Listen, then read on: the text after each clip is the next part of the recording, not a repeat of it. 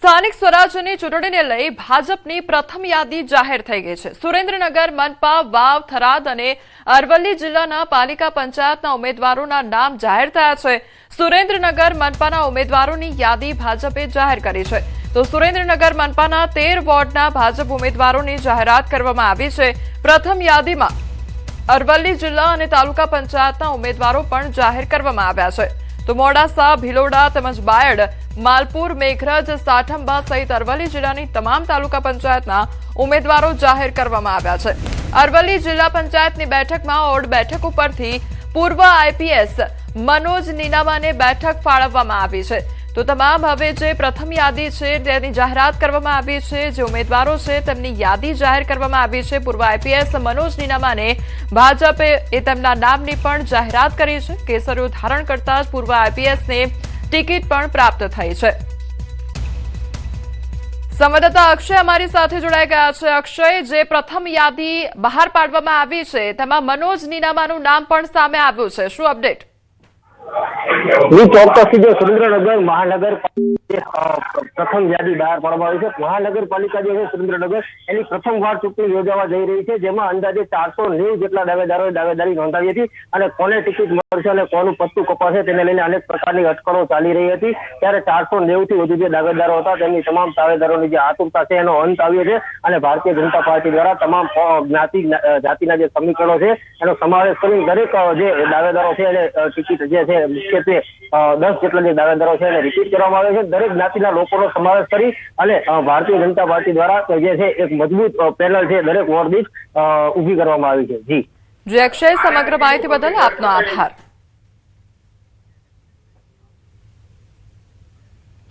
તો વાવ, થરાદ માટે ભાજપની યાદી જાહેર કરવામાં આવી છે। સ્થાનિક સ્વરાજની ચૂંટણી માટેની યાદી જાહેર કરવામાં આવી છે। જિલ્લા પંચાયતના 28 ઉમેદવારોના નામ જાહેર કરવામાં આવ્યા છે। જિલ્લા પંચાયત, તાલુકા પંચાયત અને નગરપાલિકાના ઉમેદવારોની જાહેરાત કરવામાં આવી છે। તો વાવ, થરાદ માટે પણ ભાજપના ઉમેદવારોની જે યાદી છે તે જાહેર કરવામાં આવી છે। સ્થાનિક સ્વરાજ્યની ચૂંટણી માટેની આ જે યાદી છે તેની જાહેરાત કરવામાં આવી છે। તો જિલ્લા પંચાયતના 28 ઉમેદવારોના નામ જાહેર કરવામાં આવ્યા છે। જિલ્લા પંચાયત, તાલુકા પંચાયત અને નગરપાલિકાના ઉમેદવારોની નામોની જાહેરાત કરવામાં આવી છે। તો સ્થાનિક સ્વરાજ્યની ચૂંટણી માટેની તમામ જે તૈયારીઓ છે તે હાથ ધરવામાં આવી છે। પ્રથમ જે યાદી છે તે બહાર પાડવામાં આવી છે। વાવ, થરાદ માટે ભાજપની યાદી જાહેર કરી દેવામાં આવી છે। સ્થાનિક સ્વરાજની ચૂંટણી માટેની આ યાદી જાહેર કરવામાં આવી છે। જિલ્લા પંચાયતના 28 ઉમેદવારોના નામ જાહેર કરવામાં આવ્યા છે। તો જિલ્લા પંચાયત, તાલુકા પંચાયત અને નગરપાલિકાના ઉમેદવારોના નામની જાહેરાત કરવામાં આવી છે। સંવાદદાતા કિશોર અમારી સાથે જોડાઈ ગયા છે। કિશોર, ભાજપ દ્વારા પ્રથમ યાદી જાહેર કરવામાં આવી છે। વાવ, થરાદમાં અત્યારે કયા પ્રકારનો માહોલ જોવા મળી રહ્યો છે? ચોક્કસથી વાવ, થરાદ જિલ્લો બન્યો છે અને જ્યારથી ચૂંટણી જાહેર થઈ છે તેને લઈને ખુશીનો માહોલ જોવા મળી રહ્યો છે, કારણ કે પ્રથમવાર આ ચૂંટણી જે તે યોજાઈ રહી છે। ખાસ કરીને વાત કરવામાં આવે તો જિલ્લા પંચાયત વાવ, થરાદનું જે ઉમેદવારોની લિસ્ટ છે તે જાહેર કરવામાં આવ્યું છે। નગરપાલિકાની વાત કરીએ તો ભાભર નગરપાલિકામાં 24 નામો જાહેર કરાયા છે। ધણીધર તાલુકા પંચાયતમાં 16 નામો જાહેર કરાયા છે। રાહ તાલુકા પંચાયતમાં 15 નામો જાહેર કરાયા છે। લાખણી તાલુકા પંચાયતમાં 22 નામો જાહેર કરાયા છે। સુઈગામ તાલુકા પંચાયતમાં 15 નામો જાહેર કરાયા છે। દિયોદર તાલુકા પંચાયતમાં 15 નામો જાહેર કરાયા છે। બાબર તાલુકા પંચાયતમાં 18 નામો જાહેર કરાયા છે, જ્યારે વાવ તાલુકા પંચાયતના 16 નામ, થરાદ તાલુકા પંચાયતના 21 નામ અને વાવ થરાદ પંચાયતના 28 નામ અને થરાદ નગરપાલિકાના 28 નામ જાહેર કરાયા છે। આ મોટા ભાગના જે નામો છે તે જાહેર કરવામાં આવ્યા છે અને તેને લઈને ખુશીનો માહોલ છે, કારણ કે ભાજપ દ્વારા જે ક્રાઇટેરિયા રાખવામાં આવ્યો હતો એ ક્રાઇટેરિયા મોટા ભાગે પૂર્ણ પણ થતો જોવા મળી રહ્યો છે। જી કિશોર, સમગ્ર માહિતી બદલ આપનો આભાર।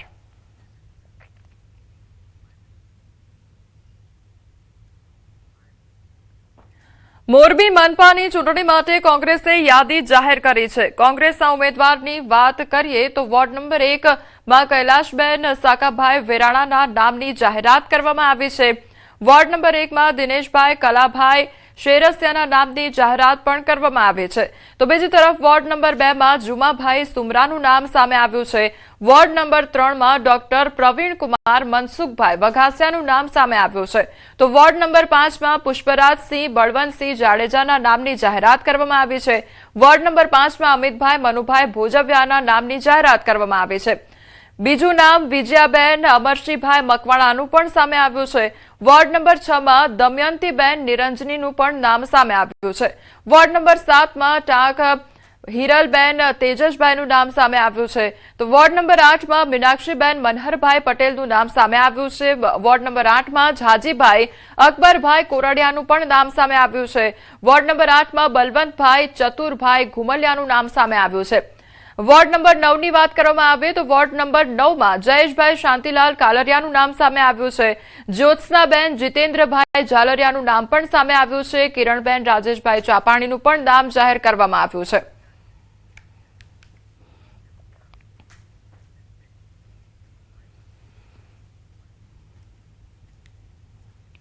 હવે વાત ભરૂચ શહેરની કરીએ તો ભરૂચ શહેરના રાજકારણમાં સ્થાનિક સ્વરાજની સંસ્થાઓની ચૂંટણી પહેલા ગરમાવો આવી ગયો છે. શહેર કોંગ્રેસ પ્રમુખ સલીમ અમદાવાદીનો વોર્ડ નંબર 1 ના યુવાનો દ્વારા ઘેરાવો કરવામાં આવ્યો હોવાની ઘટના સામે આવી છે. વોર્ડ નંબર 1 ના યુવાનો નગર સેવા સદનની આવનારી ચૂંટણીમાં પાર્ટી તરફથી ટિકિટની માંગ સાથે પ્રમુખને મળવા પહોંચ્યા હતા. તેઓનો દાવો છે કે લાંબા સમયથી યુવાનોને પાર્ટીમાં યોગ્ય પ્રતિનિધિત્વ મળતું નથી. તેમ છતાં પ્રમુખ સલીમ અમદાવાદીએ તેમની રજૂઆત સાંભળ્યા વિના જ સ્થળ છોડ્યું હતું, જેના કારણે યુવાનોમાં નારાજગી ફેલાઈ હતી. સમગ્ર ઘટનાનો વિડીયો સોશિયલ મીડિયામાં વાયરલ થયો છે, જેના કારણે રાજકીય પક્ષોમાં ચર્ચા તેજ બની છે. વડોદરા મહાનગરપાલિકાની ચૂંટણી શાખામાં મતદાર પ્રમાણપત્ર મેળવવા માટે ભારે ઘસારો જોવા મળી રહ્યો છે. પાલિકાની ચૂંટણી લડવા માટે મતદાર સર્ટિફિકેટ જરૂરી હોય છે અને આ શાખામાંથી જ જાહેર કરવામાં આવે છે. 50 થી વધુ નાગરિકોએ મતદાર હોવાનું પ્રમાણપત્ર મેળવી લીધા છે, જ્યારે ફોર્મ ભરવાની છેલ્લી તારીખ 11 એપ્રિલ નિર્ધારિત છે, જેના કારણે સર્ટિફિકેટ મેળવવામાં લોકોમાં પડાપડી જોવા મળી રહી છે. પોતાની ઓળખ ચકાસવા માટે નાગરિકો મતદાર યાદી જોઈ શકે તેવી વ્યવસ્થા પણ કરવામાં આવી છે, જેથી તેઓ પોતાનું નામ સરળતાથી શોધી શકે છે. વડોદરા મહાનગર સેવા સદનની ચૂંટણી શાખામાં જે વ્યવસ્થા કરવામાં આવી છે ખૂબ જ સરસ કરવામાં આવી છે. આટલો બધો ઘસારો હોવા છતાં તેમ છતાં બી અહીંયાની જે કામગીરી છે ખૂબ જ સરળ અને સારી છે. અહીં અરજદારો આવે છે, ઉમેદવારો, ટેકેદારો, તેઓને કોઈ પણ જાતની તકલીફ ના પડે એટલા માટે અરજી લઈ તાત્કાલિક સર્ચિંગ કરાવી અને પ્રમાણપત્ર ઇસ્યુ કરવામાં આવે છે. અને ફિઝિકલ કોપી પણ અહીંયા અરજદારો અહીં જાતે આવીને સર્ચ કરી શકે તે બાબતની બી તકેદારી રાખવામાં આવી છે. સ્થાનિક ચૂંટણીને લઈને તૈયારીઓનો ધમધમાટ ચાલી રહ્યો છે. પંચમહાલ જિલ્લા વહીવટીતંત્રએ તૈયારીઓ આરંભી છે. જિલ્લા કંટ્રોલ રૂમથી વિવિધ સ્ટ્રોંગ રૂમ તરફ ઈવીએમ મશીનો રવાના કરવામાં આવ્યા છે. ચુસ્ત પોલીસ બંદોબસ્ત અને વિડીયોગ્રાફી સાથે ઈવીએમ લઈ જનારા વાહનોને સ્ટેમ્પ સીલ કરવામાં આવ્યા છે. પંચમહાલ જિલ્લામાં 2 નગરપાલિકા 68, 178 તાલુકા પંચાયત અને 38 જિલ્લા પંચાયતની બેઠકો માટે ચૂંટણી યોજાવાની છે. 2 નગરપાલિકાઓ માટે 352 અને જિલ્લા તાલુકા પંચાયત માટે 2542 ઈવીએમ મશીનો કંટ્રોલ રૂમથી તરફથી વિવિધ સ્ટ્રોંગ રૂમ ખાતે મોકલવામાં આવ્યા છે. જિલ્લા ખાતેના વેરહાઉસમાંથી આગામી તારીખ 26/4/2026 ના રોજ યોજાનાર તાલુકા પંચાયત, જિલ્લા પંચાયત તેમજ નગરપાલિકાની ચૂંટણી અર્થે ઈવીએમ મશીનો ફાળવવામાં આવેલ છે. પંચમહાલ જિલ્લામાં તાલુકા પંચાયત તેમજ જિલ્લા પંચાયતની મળીને કુલ મતદાન મથકોની સંખ્યા 1265 છે. તેમજ ગોધરા અને શહેરા નગરપાલિકાના મળીને કુલ મતદાન મથકોની સંખ્યા 152 છે. જિલ્લા ખાતેથી ફાળવવામાં આવેલા ઈવીએમ મશીનોને તાલુકા કક્ષાએ નક્કી કરેલા સ્ટ્રોંગ રૂમમાં રાખવામાં આવશે. તેમજ ઉક્ત સ્ટ્રોંગ રૂમની સુરક્ષા માટે પૂરતો પોલીસ બંદોબસ્ત જિલ્લા ખાતેથી ફાળવવામાં આવેલ છે. ભરૂચમાં મહાનગરપાલિકાની ચૂંટણીને ધ્યાનમાં રાખીને જિલ્લા વહીવટીતંત્ર દ્વારા તૈયારીઓ તેજ બનાવવામાં આવી છે. ચૂંટણી પ્રક્રિયા સુચારુ અને પારદર્શક રીતે યોજાય તે માટે પોલિંગ ઓફિસરો માટે વિશેષ તાલીમ કાર્યક્રમ સરકારી એન્જિનિયરિંગ કોલેજ ખાતે આયોજિત કરવામાં આવ્યો હતો. મુખ્ય ચૂંટણી અધિકારી અને કલેક્ટર ગૌરાંગ મકવાણાના માર્ગદર્શન હેઠળ યોજાયેલા કાર્યક્રમમાં મોટી સંખ્યામાં પોલિંગ ઓફિસરો હાજર રહ્યા હતા. કાર્યક્રમમાં ઈવીએમના ઉપયોગ, તેની સુરક્ષા તેમજ મતદાન પ્રક્રિયા અંગે પ્રાયોગિક તાલીમ આપવામાં આવી હતી. આ તાલીમમાં અમારા દ્વારા પોલિંગ સ્ટાફને મતદાન મથક પર કરવાની તમામ પ્રકારની કામગીરી અને મતદાન મથક પર ઉપયોગમાં લેનાર વીજાણુ મતદાન યંત્ર એટલે કે ઈવીએમની હેન્ડસમ તાલીમ આપવામાં આવશે।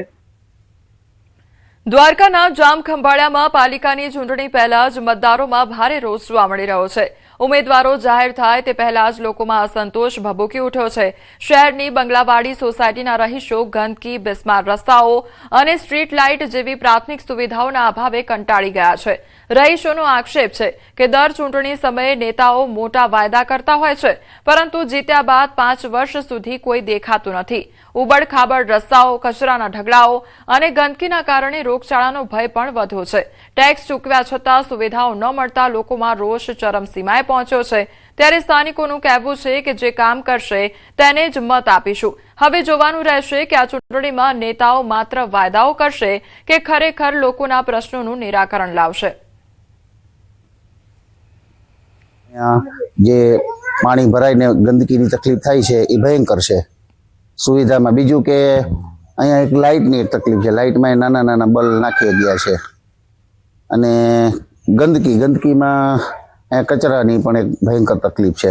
કોઈ કચરાની ગાડીની કોઈ ખાસ એવી સુવિધા નથી। અમને હવે જો કાયદેસરનું અમને જે સપોર્ટ કરશે એને અમે મત આપશું, બાકી અમે કોઈ નહીં આપીએ। હમણાં રોડ અને ગટર ને લાઇટની વ્યવસ્થા 3 પૂરેપૂરી આપો તો જ અમે મત આપશું, નકર અમે મત આપવાના નથી। ચોમાસામાં તો એટલો ગારો થાય છે ને તો છોકરાઓ હાલી નથી શકતા, ગાડીઓ લઈને નથી હલાતું। આમ તો નથી હલાતું, પણ અમારે એ જ છે માંગણી કે અમારા શેરીમાં બ્લોક નાખો અને નળની લાઈન વ્યવસ્થિત દો।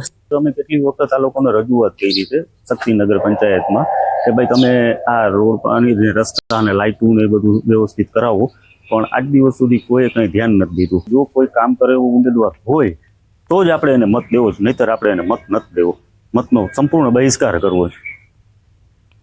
સુરત જિલ્લાના કામરેજ તાલુકાનું પાલી ગામમાં વિરોધનું વંટોળમાં ઘેરાઈ ગયું છે।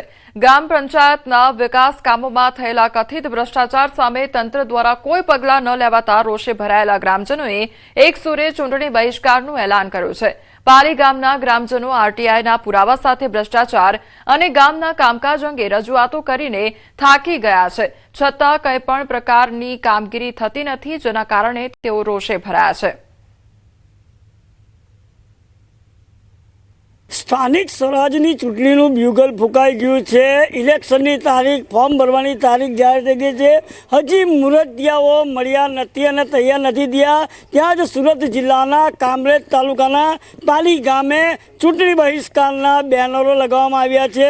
દ્રશ્યમાં જોઈ શકો છો કે ચૂંટણી બહિષ્કાર સુરત જિલ્લા કામરેજ તાલુકાના પાલી ગામે થયેલા વિકાસના કામોમાં થયેલ ભ્રષ્ટાચાર બાબતે આરટીઆઈના સચોટ પુરાવા સાથે 3 થી 4 વખત આવેદનપત્ર આપવા છતાં પણ વહીવટીતંત્ર આંખ આગળ આળા કાન કરી રહ્યું એવું ચોક્કસપણે અમે આરટીઆઈથી માહિતી માંગી હતી વિવિધ કામોમાં। તેમાં લાગ્યું કે ઘણા બધા કામોમાં ભ્રષ્ટાચાર થયો છે, જેવા કે તળાવનો માટી ખોદીને બારોબાર વેચી દેવામાં આવે છે। એક જ કામમાં 2 વાર પેવિંગ બ્લોક થયા છે, એક ગટર લાઈન 3 થી 4 વાર મંજૂર કરીને પૈસા ચૂકેલા છે। મતનો દુરુપયોગ કર્યા છે નેતાઓ, વહીવટીતંત્ર પણ, એમ કહેતો પણ ખોટું નથી। શું કહેશો? અમારો જે મૂળભૂત અધિકાર છે મત આપવાનો, એ મતનો જો આ રાજકીય પક્ષ દુરુપયોગ કરે, અમારી પાસે વોટ લે અને પછી એ વોટ સત્તા પર બેસી ભ્રષ્ટાચાર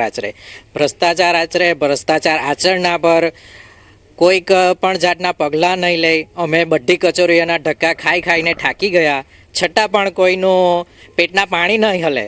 કે અમારો મૂળભૂત અધિકાર છે એમ પાણી પીવાનો, અમને પાણી પણ નથી મળ્યું કે પૂછવા પણ નથી આવતા કે તમને પીવાનું પાણી મળે છે કે નથી મળતા। અત્યારે એક વર્ષથી અમારા હસબન્ડ, ગામના બધા યુવાનો ધક્કાધુક્કી ખાય છે। જિલ્લા પંચાયતમાં કચેરીમાં તલાટીએ જાય છે, તલાટીને હાથે લઈને જાય છે, મામલતદાર પાસે જાય છે, તો પણ કોઈ ઉકેલ હજુ સુધી કોઈ આવ્યું નથી। અનેક વખત પૈસા ચૂકવવા છતાં પણ ગામની પરિસ્થિતિ ઠેરની ઠેર જોવા મળી છે। ચૂંટાયેલા સદસ્યો ગામની મુલાકાતે નથી, જિલ્લા પંચાયતના સદસ્યો પણ મત લઈને ગયા બાદ ગામમાં ફરક્યા નથી। ગામજનોએ રોષ વ્યક્ત કર્યો છે। કેતન પટેલ, ન્યૂઝ 18 ગુજરાતી, પાલી, સુરત। સ્થાનિક સ્વરાજ્યની ચૂંટણીના પડઘમ વાગી ચૂક્યા છે, ત્યારે આણંદ જિલ્લાનું સોજિત્રાનગર પ્રાથમિક સુવિધાઓથી વંચિત હોવાની વાત અહીંના સ્થાનિકો કરી રહ્યા છે।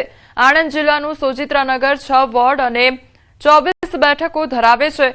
તો આગામી 26મી એપ્રિલે સોજિત્રા નગરપાલિકાની સ્થાનિક સ્વરાજની ચૂંટણી યોજાશે, ત્યારે સોજિત્રા નગરની પ્રાથમિક સુવિધાઓની સ્થિતિ ખૂબ નબળી છે તેવું અહીંના લોકોનું કહેવું છે। ત્યારે જાણીએ કે શું છે અહીં મતદારોનો મિજાજ, આ વિસ્તારના લોકો શું કહી રહ્યા છે।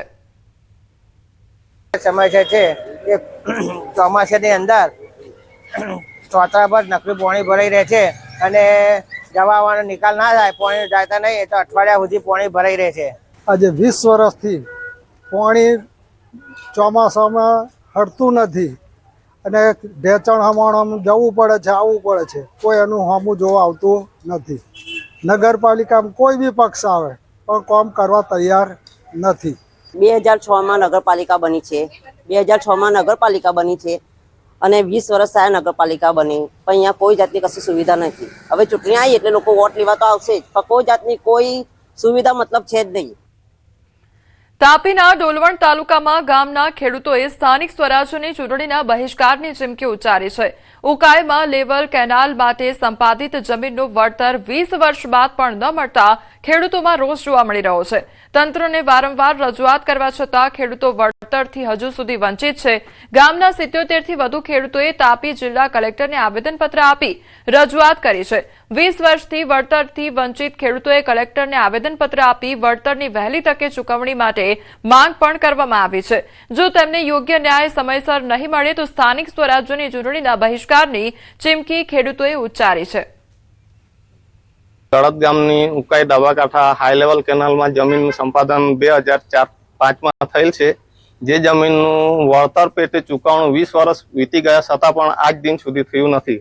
એના લીધે આજે અમે 77 ખેડૂતોથી વધારે ખેડૂતો જિલ્લા સેવા સદનમાં કલેક્ટર સાહેબને આવેદનપત્ર આપવા માટે આવ્યા છે। ખેડૂત ભાઈઓ જે કલેક્ટર કચેરી ખાતે આવેદનપત્ર આપવા માટે આવ્યા છે, જે 2004-5ની અંદર ઉકાઈ ડાબા કાંઠા હાઈ લેવલ કેનાલ જે ગઈ છે એ અંતર્ગત 77થી વધારે પરિવારો જે છે એમના જમીન ગઈ છે અને એમને યોગ્ય વળતર ચૂકવવામાં આવ્યું નથી।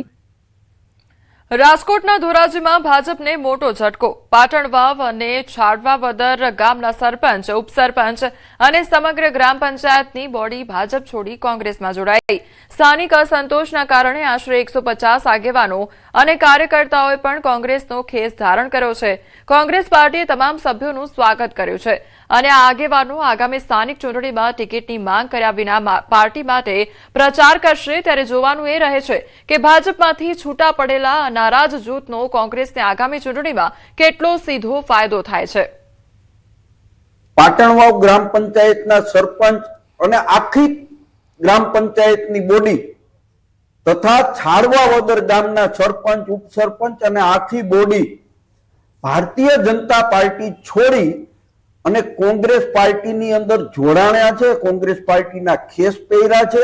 કોંગ્રેસ પાર્ટીમાં દિલથી એમનું સ્વાગત કરીએ છીએ અને કાયમી ધોરણે એમનું સન્માન જળવાય એના માટેના અમારા પ્રયત્નો છે। ગયા અને વિધિવત રીતે કોંગ્રેસનો ખેસ પહેરી અને આખી બોડી અમારી અંદાજિત 60 થી 70 લોકો સહિત વિધિવત રીતે કોંગ્રેસમાં જોડાય। ભાજપ છોડવાનું કારણ એ હતું કે અમને અમારી સમસ્યાના અમુક જે પ્રશ્ન હતા, અમારી જે સમસ્યા હતી એના અમને નિવારણ ન આવતું, એટલા માટે આજે અમે ભાજપ છોડીને કોંગ્રેસમાં જોડાયા છીએ।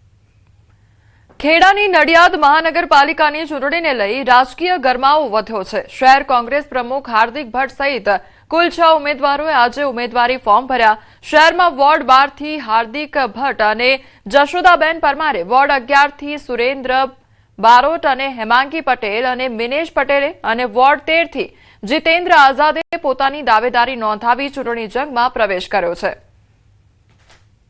અને અમારા બીજા અન્ય વોર્ડના ઉમેદવાર આઝાદભાઈ, એસકે બારોટ, મારા વોર્ડના મહિલા ઉમેદવાર, અમે બધાએ આજે નડિયાદના વિકાસ માટે, નડિયાદને આગળ લાવવા માટે મજબૂતાઈથી ઉમેદવારી કરી છે। મેં નડિયાદમાં 52 વોર્ડમાં 13 વોર્ડમાં 52 ઉમેદવાર ઉભા રાખ્યા છે। અન્ય સમાચારો પર હવે નજર કરીએ તો કાળઝાળ ગરમી માટે તૈયાર રહેજો. ગરમી અંગે અંબાલાલની મોટી આગાહી સામે આવી છે. આગામી દિવસોમાં ગરમી વધશે તેવું પણ કહેવામાં આવ્યું છે. આગામી 7 દિવસ વાતાવરણ સૂકું રહેશે. 15 એપ્રિલ સુધી ગરમીમાં 2 થી 3 ડિગ્રીનો વધારો થશે. 20 એપ્રિલ સુધી ઉત્તર અને મધ્ય ગુજરાતમાં ભારે ગરમી પડશે તો 42 ડિગ્રી સુધી તાપમાન પહોંચવાની આગાહી પણ કરવામાં આવી છે. આગામી 7 દિવસ હવામાન સૂકું રહેવાની શક્યતા રહેશે અને લગભગ હમણાં ગરમી વધશે અને તારીખ 15મી સુધીમાં ગરમીનો આંક મહત્તમ આંક ન્યૂનતમ તાપમાનથી 2 થી 3 ડિગ્રી સેલ્સિયસ કે તેથી 14 ભાગમાં વધુ વધવાની શક્યતા રહેશે. 14મી એપ્રિલે પવન ફૂંકાવાની શક્યતા રહેશે અને 20મી એપ્રિલ સુધીમાં તો મહત્તમ તાપમાન લગભગ મધ્ય ગુજરાતના ભાગોમાં, વડોદરા વગેરે ભાગોમાં 42 ડિગ્રી કે 43 ડિગ્રી સેલ્સિયસ જેવું થઈ જવાની શક્યતા રહે. આ ઉપરાંત ઉત્તર ગુજરાતના ભાગોમાં, પાટણ સમી, હારીજ, મહેસાણાના ભાગો, ખાસ કરીને બનાસકાંઠા, પાલનપુરના ભાગોમાં પણ મહત્તમ ઉષ્ણ તાપમાન 42 ડિગ્રી સેલ્સિયસ કે તેથી વધુ થઈ જવાની શક્યતા રહે. આગામી 7 દિવસ વાતાવરણ સૂકું રહેશે. ધીમે ધીમે 2 થી 4 ડિગ્રી તાપમાન વધશે. 11 થી 15 એપ્રિલ દરમિયાન ગરમ અને ભેજવાળા પવન ફૂંકાશે. 11 એપ્રિલથી દરિયાકાંઠાના વિસ્તારમાં યલો એલર્ટ પણ જાહેર કરવામાં આવ્યું છે. आगे का जो अगले 7 दिन के लिए आज का फोरकास्ट है 9 से लेकर 15 अप्रैल तक, इसमें मौसम आमतौर पर शुष्क रहने का पूर्वानुमान दिया गया है और लघुत्तम तापमान जो है ग्रेजुअल राइज रहेगा. धीरे धीरे बढ़ेगा टेम्परेचर. 2 से 4 डिग्री सेंटीग्रेड टेम्परेचर बढ़ेगा अगले 4 दिन. सौराष्ट्र कच्छ और जो गुजरात की जो तटीय क्षेत्र है इसमें आपका आर्द्र मौसम और गर्म रहने की संभावना रहेगी. इसके लिए हम डे 3 से लेकर डे 7 तक हॉट एंड ह्यूमिड वेदर के पूर्वानुमान दिया गया है.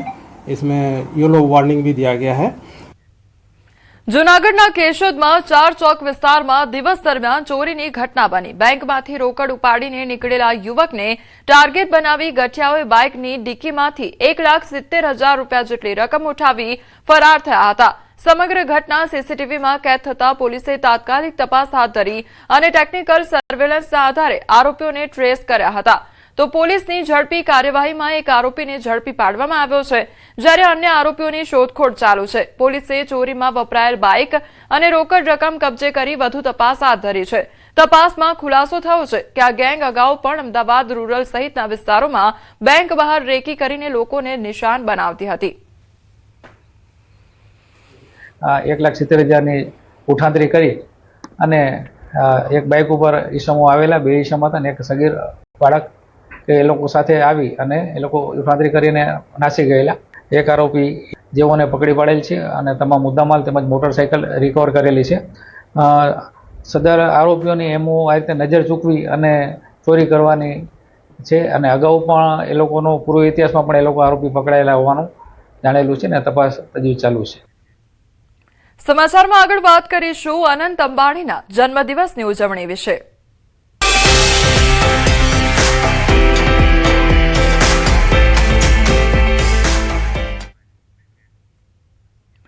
અનંત અંબાણીના જન્મદિવસ નિમિત્તે રિલાયન્સ ફાઉન્ડેશન દ્વારા દેશભરમાં સામાજિક અને ધાર્મિક કાર્યો કરવામાં આવી રહ્યા છે. ત્યારે રિલાયન્સ ઇન્ડસ્ટ્રીઝ દ્વારા શિરડીના શ્રી સાંઈ બાબા સંસ્થાન ખાતે અન્નદાન માટે વિશેષ દાન અર્પણ કરવામાં આવ્યું. પ્રસાદાલયમાં હજારો ભક્તોને નિઃશુલ્ક ભોજનની વ્યવસ્થા કરાવવામાં આવી હતી અને જેમાં સાઈ આમટી, મટકીની શાકભાજી, ભાત, ચપાટી અને શીરા પ્રસાદ રૂપે આપવામાં આવ્યો. સાંઈ બાબાને નીલા રંગના વસ્ત્ર પણ અર્પણ કરવાની પરંપરા પણ નિભાવવામાં આવી. તો આ ઉપરાંત યોગ ગુરુ બાબા રામદેવે તો દેશભરમાં સામાજિક અને ધાર્મિક કાર્યો કરવામાં આવી રહ્યા છે. અનંત અંબાણીના જન્મદિવસની ઉજવણી કરવામાં આવી રહી છે, ત્યારે શિરડી ખાતે પણ ભવ્ય આયોજન કરવામાં આવ્યું અને જન્મદિવસની ઉજવણી કરવામાં આવી છે. અનંત અંબાણીના જન્મદિવસ નિમિત્તે રિલાયન્સ ફાઉન્ડેશન દ્વારા દેશભરમાં સામાજિક અને ધાર્મિક કાર્યો કરવામાં આવી રહ્યા છે. ત્યારે રિલાયન્સ ઇન્ડસ્ટ્રીઝ દ્વારા શિરડીના શ્રી સાંઈ બાબા સંસ્થાન ખાતે પણ અન્નદાન માટે વિશેષ દાન અર્પણ કરવામાં આવ્યું છે. તો આ ઉપરાંત હવે યોગ ગુરુ બાબા રામદેવે ઉદ્યોગપતિ અનંત અંબાણીના જન્મદિવસ નિમિત્તે શુભેચ્છાઓ પાઠવી છે. અનંત અંબાણીના આરોગ્ય, આયુષ્ય અને સમાજ સેવામાં વધુ પ્રગતિ માટે શુભેચ્છા વ્યક્ત કરી છે.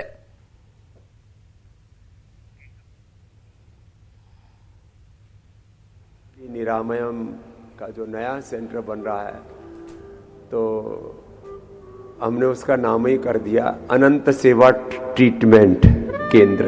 चलो जोरदार अभिनंदन.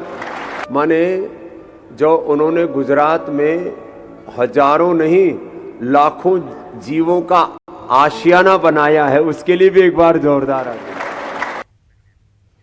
તો આ તરફ સોમનાથ મંદિરના ભોજનાલય માટે પણ અંબાણી પરિવાર દ્વારા 5 કરોડનું દાન કરવામાં આવ્યું છે. અનંત અંબાણીએ પોતાના જન્મદિવસની પ્રેરણાદાયી ઉજવણી કરતા સોમનાથ મંદિરના નિઃશુલ્ક ભોજનાલય માટે 5 કરોડનું દાન અર્પણ કર્યું છે. આ રાશિનો ઉપયોગ આગામી 1 વર્ષ સુધી સોમનાથ આવતા લાખો ભક્તોને ભોજન પ્રસાદ કરાવવા માટે કરવામાં આવશે. નોંધનીય છે કે તેમણે ચાલુ વર્ષના પ્રારંભે પણ 5 કરોડનું દાન આપ્યું હતું. આ અવસરે રિલાયન્સ પરિવાર દ્વારા સોમનાથ મહાદેવની ધ્વજા પૂજા અને વિશેષ શૃંગાર પૂજા પણ કરવામાં આવી હતી.